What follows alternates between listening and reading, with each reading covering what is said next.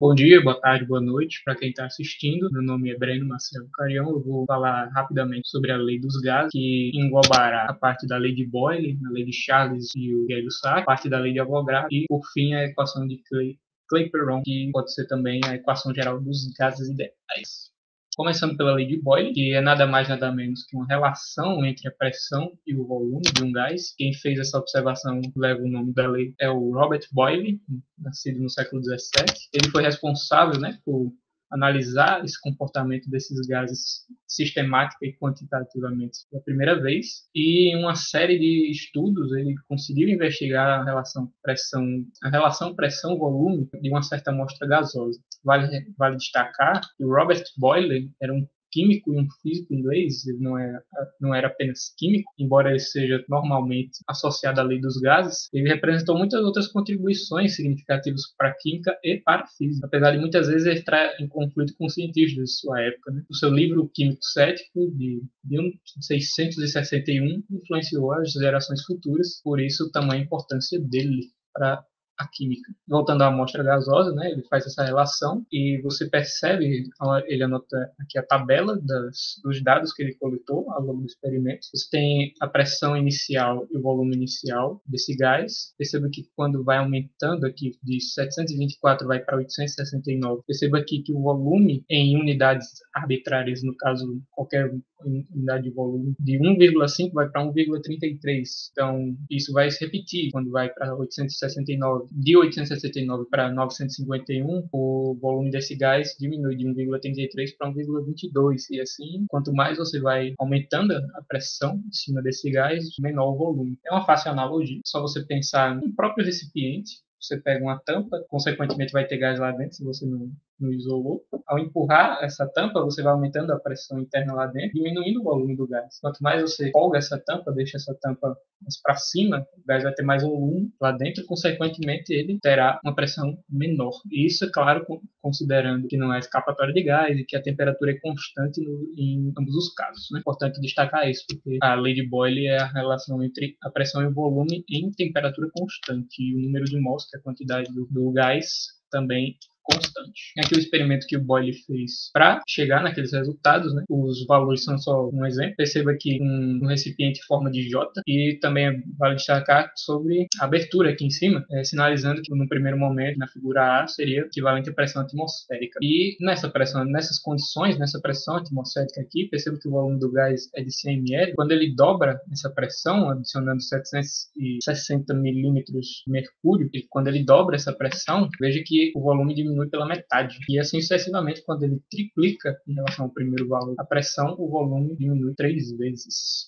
Então, fica clara a relação de pressão e volume do experimento de Boyle. Com essa relação, é possível escrever uma expressão matemática partindo do início. P seria proporcional a 1 sobre V, esse alfa aqui significaria proporcional a. Para aparecer a igualdade, precisamos multiplicar esse 1 sobre V por uma constante K1 e, rearranjando tudo, chegaremos na PV igual a K1. K1, claro, sendo representado pela constante nRT, que no caso dessas leis, fora da equação de Clapeyron, isso aqui representará uma constante.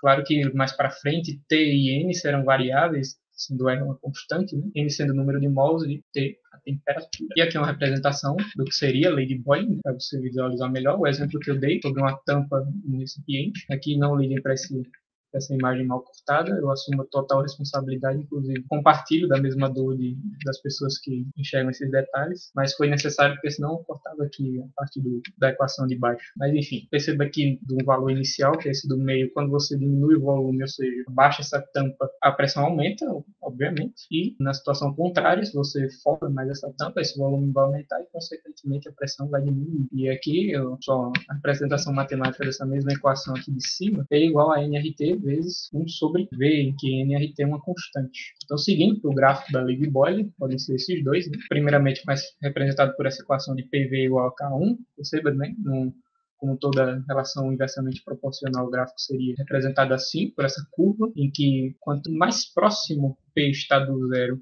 que o P seria no caso do eixo do Y, V está mais longe do zero X, que no caso aqui o V representa o eixo X. Então, perceba que de 0,6 atm para 0,3 atm, o volume aumentou de 2 para 4. impacto. Então, quanto mais para baixo esse gráfico vai, maior o volume. Perceba aqui, acompanhando os pontos, se a pressão diminui 2 vezes, o volume irá aumentar 2 vezes. E aqui na segunda situação, né, seria com a constante multiplicando 1 sobre V, não o V sem 1 em cima, né, com embaixo no caso, para ficar mais claro. Perceba que agora no eixo X é 1 sobre V, no Y é o Pzinho, que representa a pressão, e conforme essa reta vai subindo, né, tem essa inclinação aqui, que seria justamente o valor de K1, que seria o valor de nRT, no caso da lei de Boyle. Seguindo para uma parte que deve ser mais conhecida de quem está chegando agora, essa parte do assunto da lei de gases, né, que se vê mais no ensino médio, mas essa parte aqui de P1, K1, P2, V2, depois você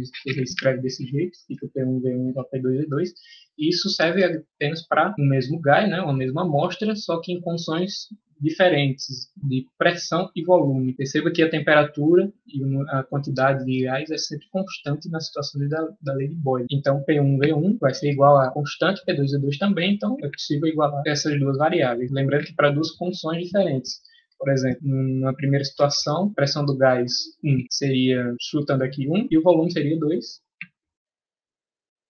Uma questão, né? Por exemplo, ele te dá o volume 2, que, por exemplo, seria 3, e o P ele quer saber, que é a questão da segunda situação. Então, fica assim a lei de Boyle. Dando continuidade às leis dos gases, vamos agora da lei de Charles e do Diego-Sacchi. Bom, a lei de Boyle, vista anteriormente, tratava justamente de um sistema em que a temperatura era constante. Só que nesta aqui, a pergunta vai ser como essa temperatura variando, ela poderá se relacionar com a pressão e o volume. Então é para isso que a lei de Charles e Gay-Lussac vem para explicar, né? Vai ser justamente a relação entre a temperatura e o volume no primeiro momento e a pressão e a temperatura em outra parte da lei que vai ser explicada depois. Aqui estão os dois responsáveis pela lei, né? Jacques Alexandre César Charles, o Alexandre, um físico francês e professor. Ele inventou diversos aparelhos científicos e, inclusive, foi a primeira pessoa a usar hidrogênio para encher balões. Um dado interessante que não é interessante, sim,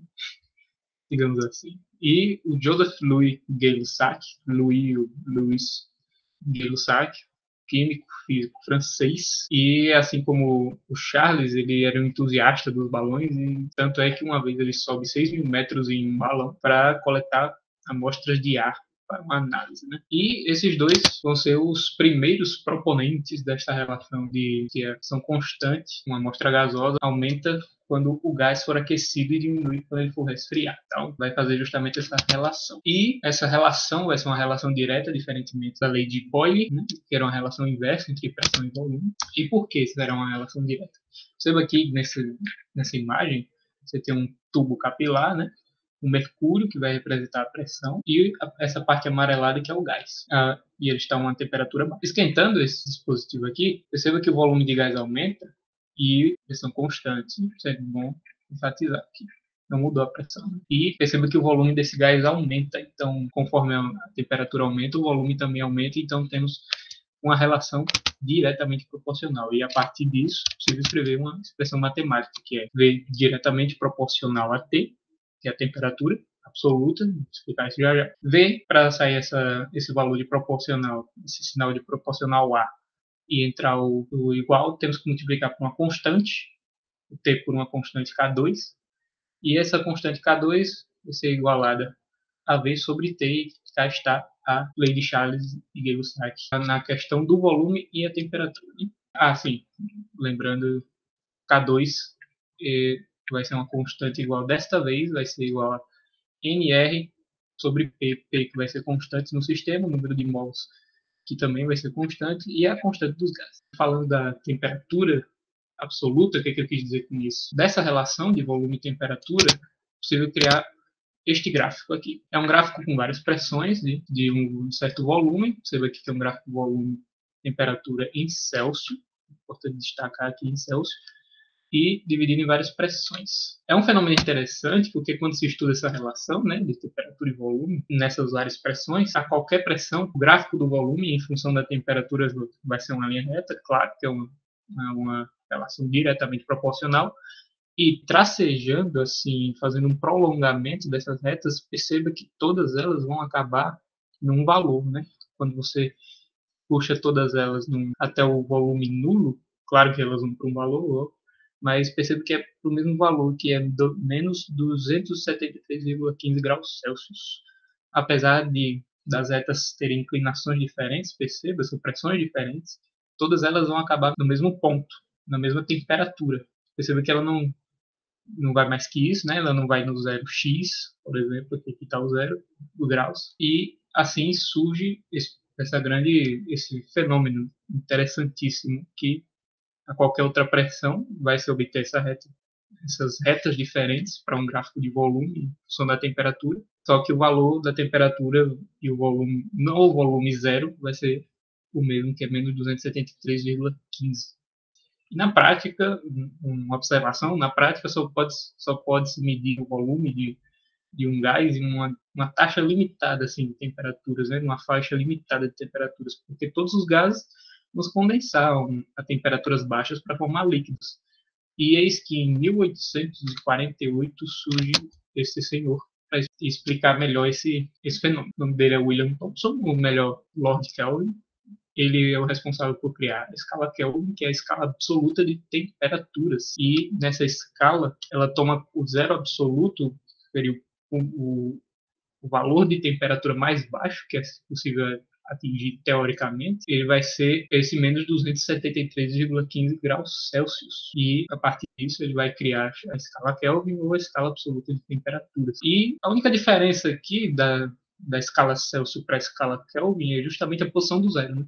Porque perceba aqui que o zero absoluto, que vai ser o zero Kelvin, ele é menos 273,15 graus Celsius. Então ele está um pouquinho distante, né, da escala Celsius do zero.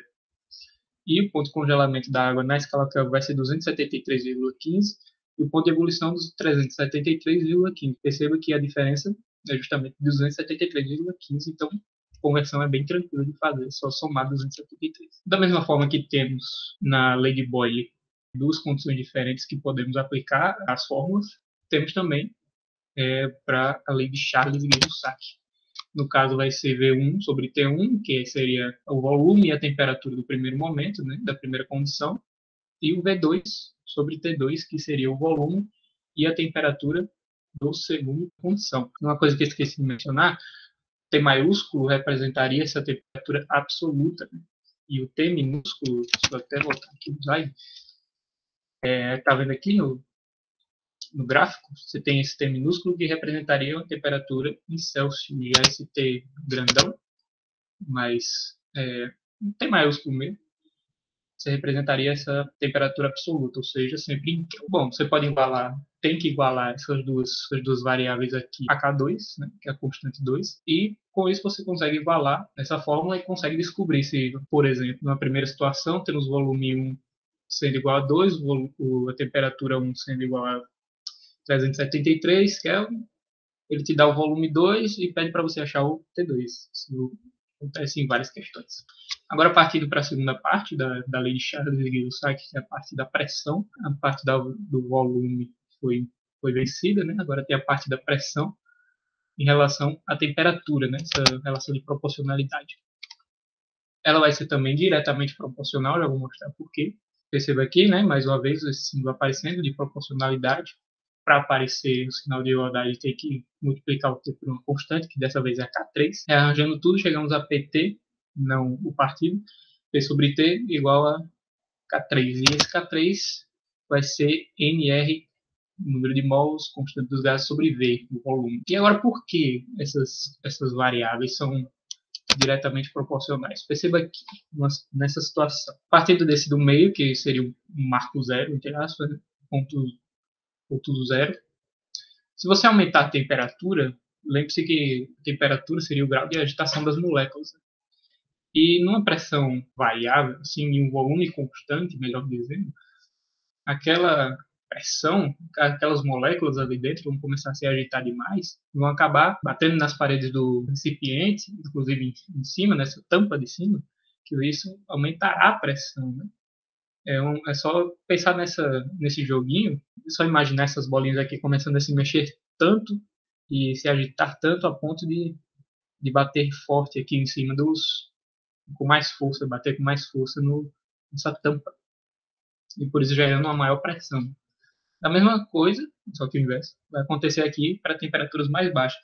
As moléculas tendem a se agitar menos, né? Na verdade vão se agitar menos, por isso vão tender a bater menos nessas superfícies, diminuindo a pressão.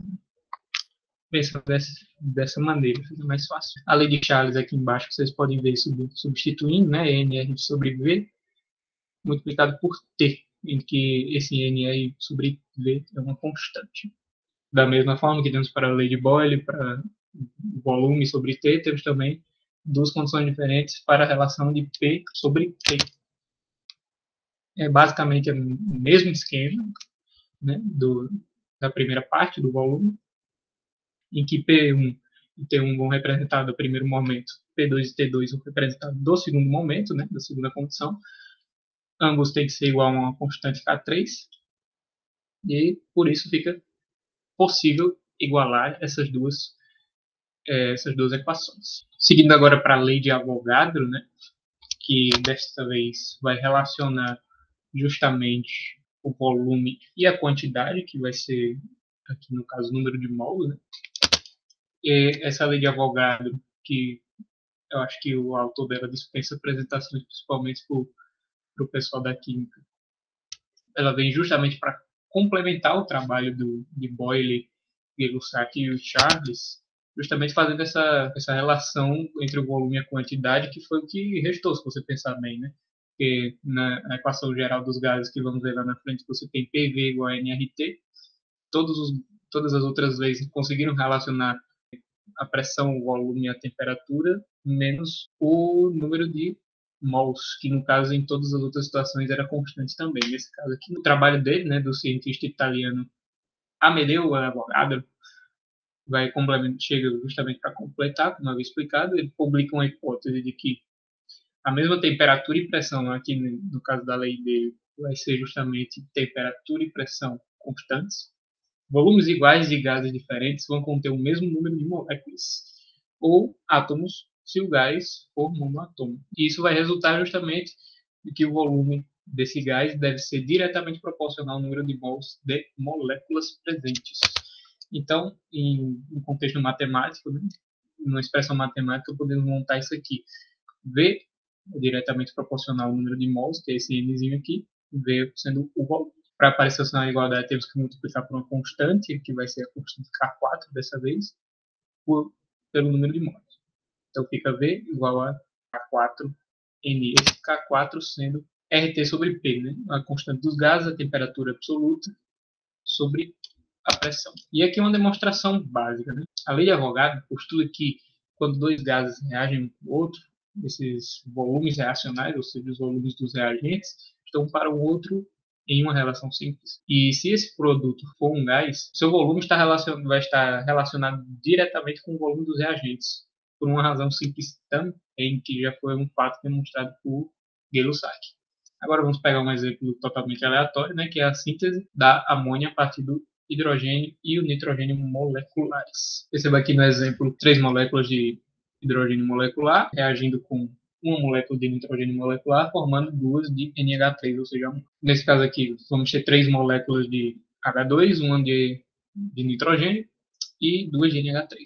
Isso vai resultar em 3 mols e 3 volumes de H2, 1 mol e assim por diante, para não ficar repetitivo. Né? Uma vez que é a mesma temperatura e pressão, esses volumes dos gases vão ser diretamente proporcionais ao número de mols do gás. Então, por isso que podemos admitir que 3 mols aqui, em cima dessa mesma reação, resultará em 3 volumes, um volume e 2 volumes, que seria o caso dessa reação de amônia aqui. A razão entre esses volumes, né, entre os volumes de hidrogênio e de nitrogênio moleculares, vai ser justamente 3 para 1, como você pode observar muito bem. E a razão entre o volume de amônia, que é justamente o produto, e a soma dos volumes de hidrogênio e nitrogênio moleculares, que são os reagentes, vai ser de 2 para 4, porque perceba 2 volumes, 6 mais 1, 4. Então temos uma relação de 2 para 4, ou melhor, dizendo, uma relação de 1 para 2. Só é uma relação rápida entre o produto e o reagente. Agora, partindo para uma demonstração mais prática, né? Você tem aqui o marco zero de novo, esse recipiente, dessa vez com um cilindro de gás, e ele vai adicionando aqui, através de uma válvula, mais gás dentro desse recipiente. Perceba aqui que a pressão é constante e a temperatura também, como está bem explicitado aqui. Perceba que quanto mais eu adiciono gás, adição de moléculas de gás, melhor dizendo, maior o volume. Quanto mais eu retiro, menor o volume. Isso pode parecer óbvio, mas né, isso foi uma constatação de Avogadro que tornou-se lei e hoje estamos estudando-a. Justamente aqui embaixo você pode ver o volume vai ser justamente igual a RT sobre P, multiplicado por N, RT sobre P é constante. Então, temos aqui a lei de Avogadro. Seguindo agora para o último tópico, né? A equação dos gases ideais, ou a equação de Clapeyron. Vamos agora pegar tudo que a gente já tinha visto das outras leis e resumir agora, botar tudo num saco só. Você vê aqui a lei de Boyle, resumindo, né, tudo. A lei de Boyle, onde você tem V sendo diretamente proporcional a 1 sobre P, em que o número de mols e a temperatura absoluta são constantes.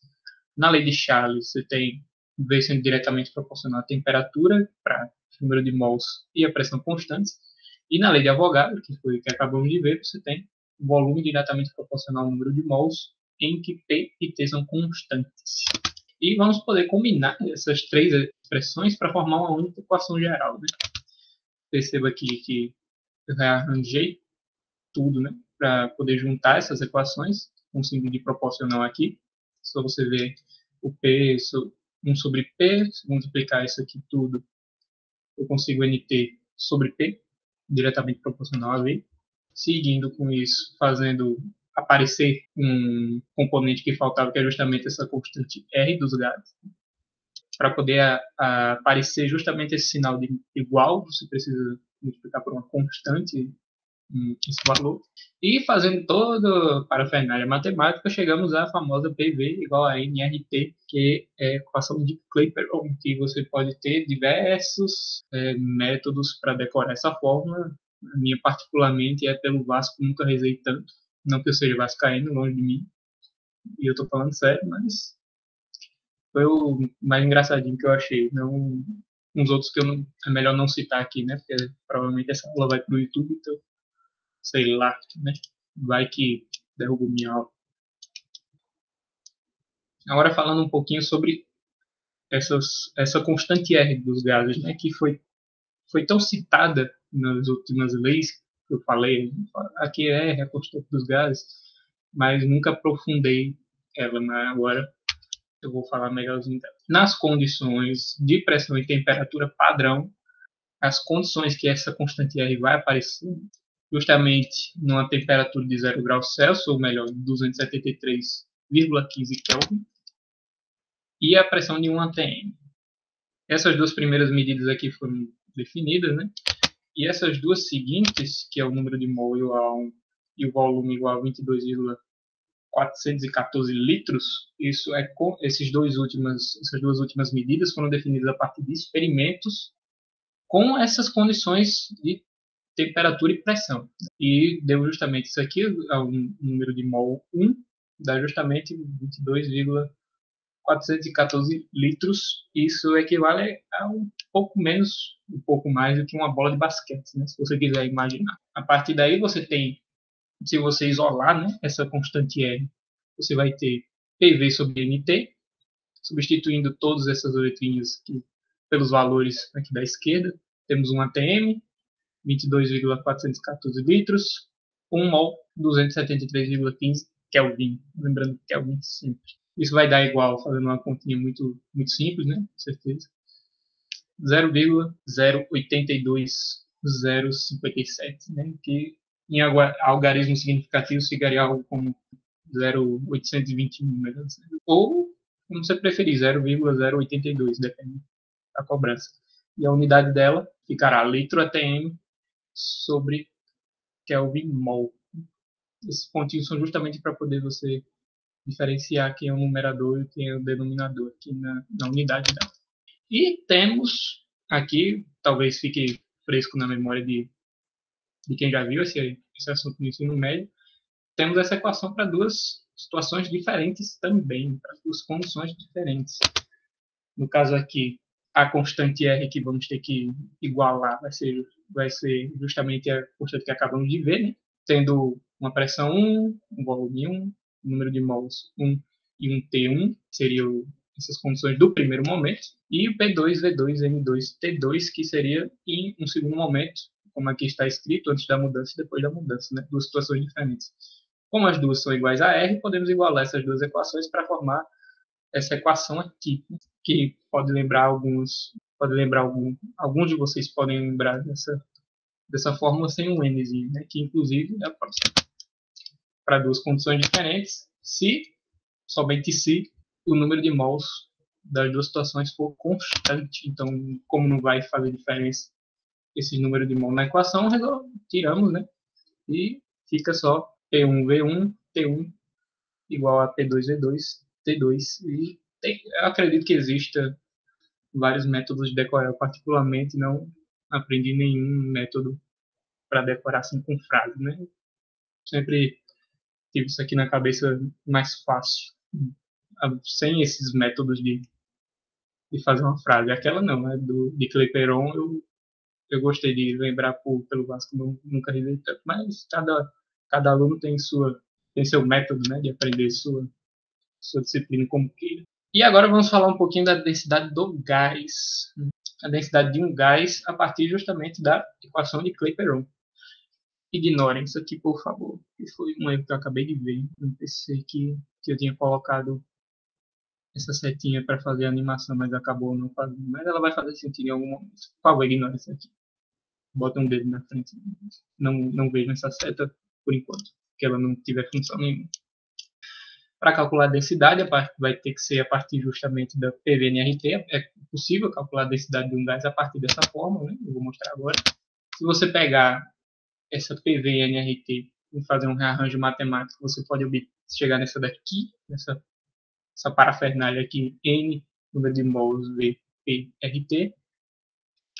E, se você lembrar bem, N, que é o número de mols, é calculado por massa sobre massa molar. E se substituirmos isso na fórmula, esse M sobre massa molar na fórmula, teremos que M sobre massa molar e volume vai ser igual a PRT, justamente por isso. E adivinha de onde vou tirar a densidade? Exatamente daqui, da massa sobre o volume, justamente o cálculo da densidade. Então, na fórmula final, podemos dizer assim, no cálculo da densidade ficaria dessa maneira. D vai ser igual a M sobre V, igual a P, massa molar, RT. Justamente isso, né? Que dependendo da situação, você opta por deixar o D ou massa sobre volume, mas aí vai dar questão. E também é possível calcular a massa molar, né? Como havia mostrado a densidade, a massa molar acabou aparecendo, né? Então também é possível calcular a massa molar a partir dessa fórmula de Clapeyron, da equação de Clapeyron, melhor dizendo. Partindo da fórmula da densidade, né? Que finalizou a etapa anterior, pulamos para essa parte aqui, simplesmente remove isso aqui, não precisa, deixa só o D mesmo, nesse caso, do cálculo da massa molar. Vamos ter D, P, massa molar, RT. Passando, temos a massa molar, vamos isolar a massa molar e T, densidade, constante dos gases, temperatura, sobre P, e esse vai ser o cálculo da massa molar a partir da equação de Clapeyron, a equação dos gases ideais. E com esse tópico eu finalizo minha aula, né? Agradeço pela atenção, agradeço a sua paciência de ter assistido essa aula, que provavelmente está muito extensa, porque eu me enrolo demais falando e às vezes eu explico muita coisa e não explico nada, e às vezes isso acaba estando numa aula gigantesca, mas é isso, eu tentei, né? Enfim, espero que tenha gostado, espero que tenha aprendido alguma coisa. Se você saiu daqui sabendo de, sei lá, 0,1% do que você começou assistindo essa aula, né? Então, já fico feliz por isso. E é isso. Tenha uma boa semana, já que meu time não é capaz de fazer isso. Eu desejo boa semana para os outros. E é isso. Muito obrigado.